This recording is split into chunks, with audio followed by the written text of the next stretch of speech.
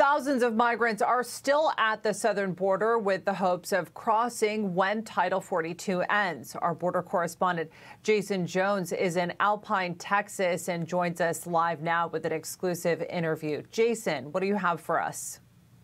Well, good afternoon. It's good to be with you. We spent all week embedded with the men and women of the Texas Department of Public Safety's Aircraft Division as they conducted Governor Abbott's Operation Lone Star out here. But we had some unique time to sit down with someone who's really, an incredible individual who is saving lives out here almost daily. And I want you to listen to Sergeant Jimmy Morris as to what he says he's seeing out here.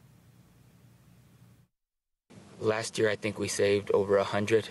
Did you really? Every day we were picking somebody up and taking them to the helo and rushing them to the ER. Man, I think that's a story that Americans across the country have no idea to what degree it's happening down here. Yes, sir. You just recovered a dead body last week.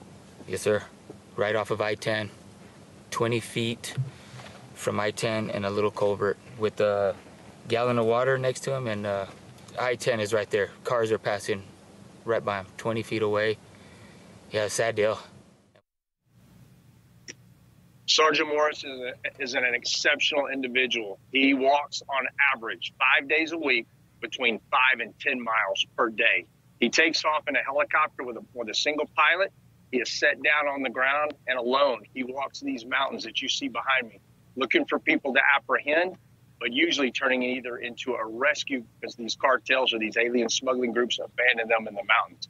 So there's a lot happening out here. And guys, as I conclude this week, I think about all the folks that we encountered this week and what's really happening. What's the real story out here? And it's really hard to put down because there is so much happening. We talk about the immigration issue, but when we turn around and, there's a humanitarian issue involved in this, but also the national security implications. Where we once saw nothing but marijuana crossing in this region, now is all fentanyl and methamphetamine as La Línea cartel and the Sinaloa cartel have changed. So, where I came out here to tell you the story to show you what was happening with immigration, what I really see is much more of a national security implication impacting the rest of this country. So it's been a good week.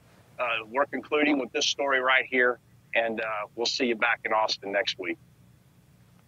Jaeson, I appreciate those reflections so much because there isn't just one angle to this. It's not black and white. You do have people fleeing horrific circumstances in their countries of origins, but you have a very chaotic system in the U.S. that isn't designed, as Secretary Mayorkas put it this week, to handle the number of people trying to cross the border. And then you have people that are certainly trying to exploit that, which is a national security matter.